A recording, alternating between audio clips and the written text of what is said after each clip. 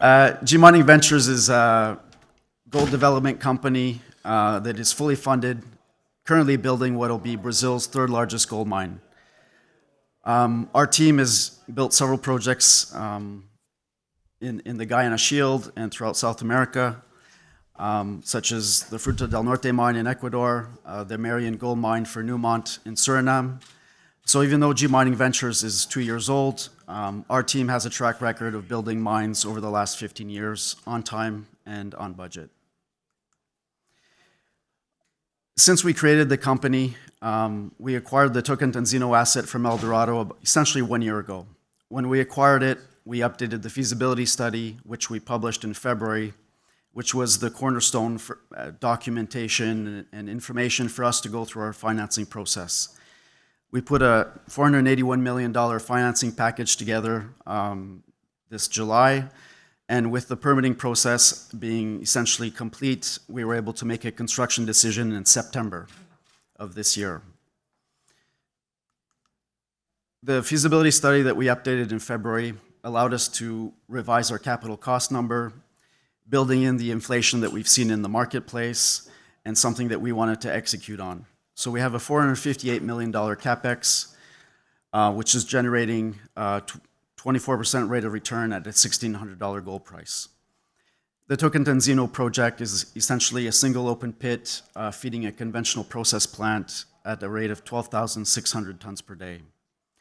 So currently with the reserve we have 10 and a half years of production, which will give us about 175,000 ounces over the mine life. Brazil for us was a logical choice. We've been active in the Guyana Shield and in Ecuador. It has lots of similarities to this project in terms of high rainfall, something that we're used to dealing with. Brazil, where this project is located in the state of Pará, is essentially the second most important mining state in Brazil, with active mining companies such as Vale, Ero Copper. They have very attractive policies in the state to attract investment, providing a 75% reduction in income taxes for 10 years.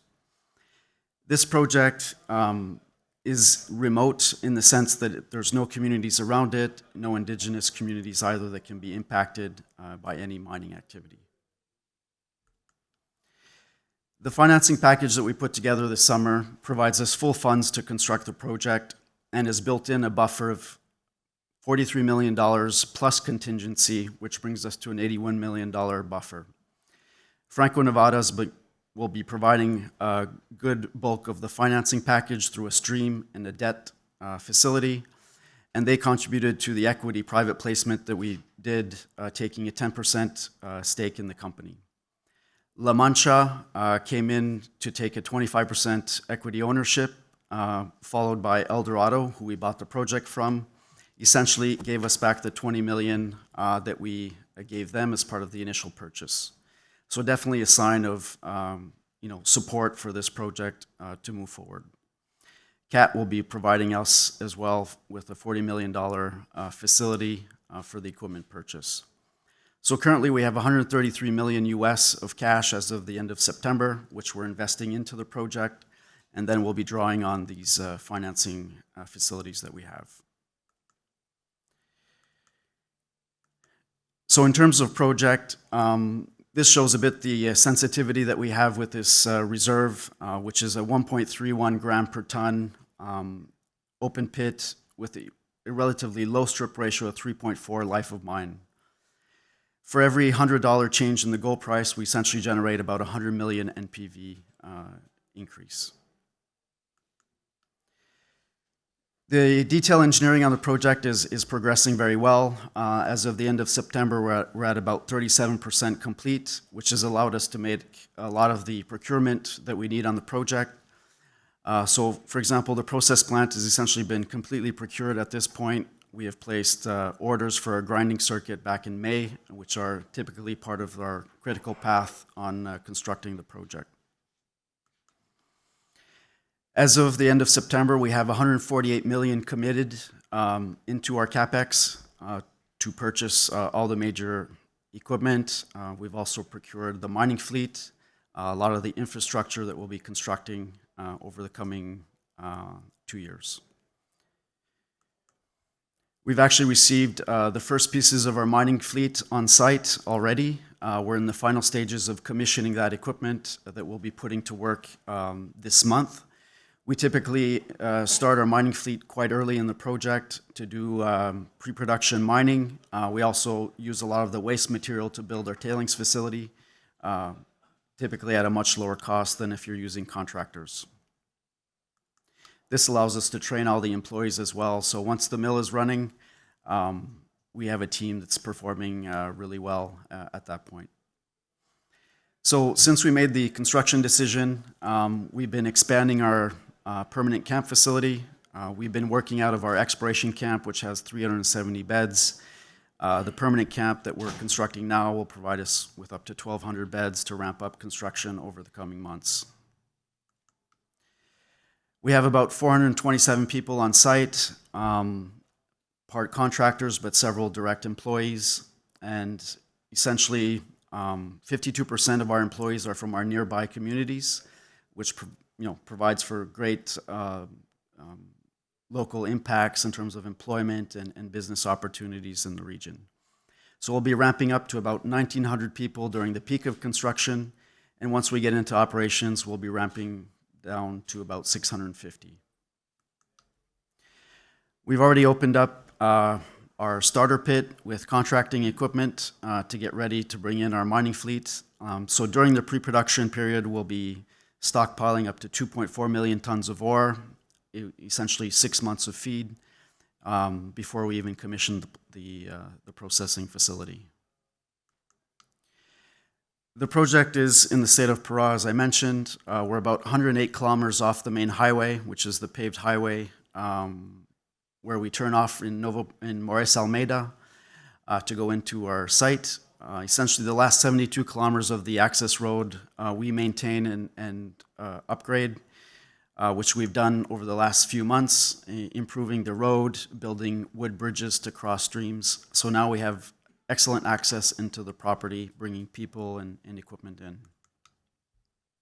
Safety is a top priority. We're trying to implement a strong safety culture.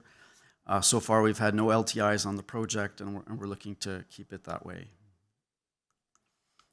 So our construction schedule is really to execute over the next 24 months to get into a commissioning stage towards the second quarter of 24, and to be in commercial production by the second half of 2024. As part of our critical path, the grinding circuit for us is typically the main one, and is the reason why we placed orders so early in the process. We are constructing a transmission line to hook this project into the national grid, which will provide us with a clean source of renewable power at a fairly competitive price. So by being connected into the grid, we essentially have a very low carbon footprint. Given the good grade we have and low strip ratio, we see ourselves ranking in the bottom of the curve in terms of Scope 1 emissions when evaluated in terms of carbon per recovered ounce. For us, the social aspect is probably the most important one for us. This is an impoverished region of Brazil, so doing social projects that improve education and healthcare are really part of our main priorities and are what are really requested from our host community.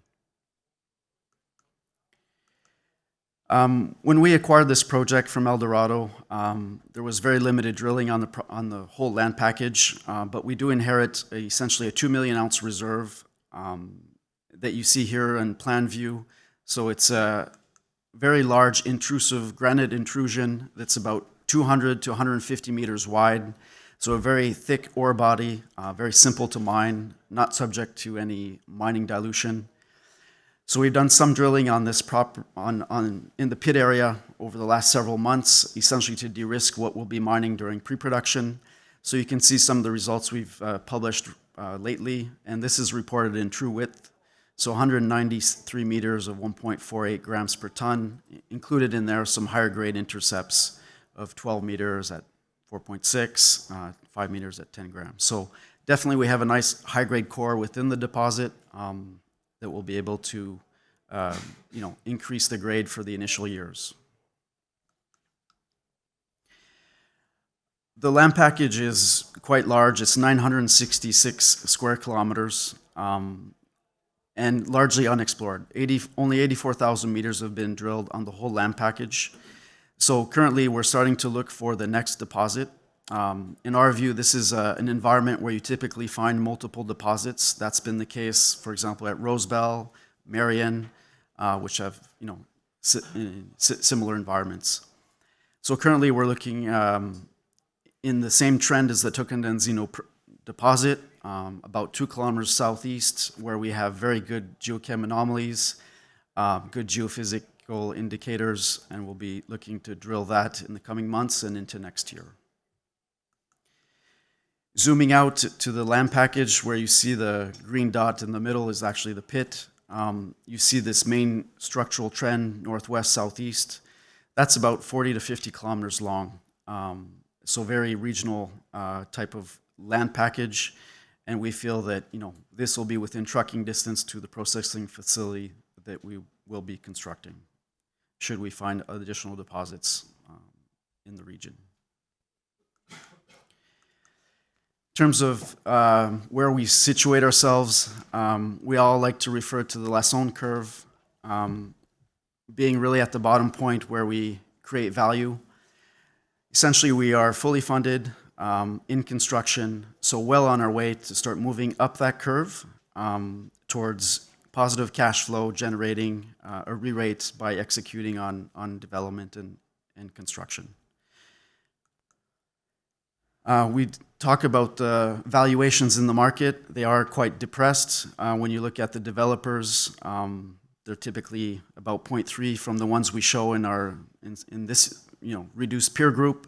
If you look at the producers, they're at least double or close to double. So that's about the expectation that you can get by transitioning from a developer to a producer.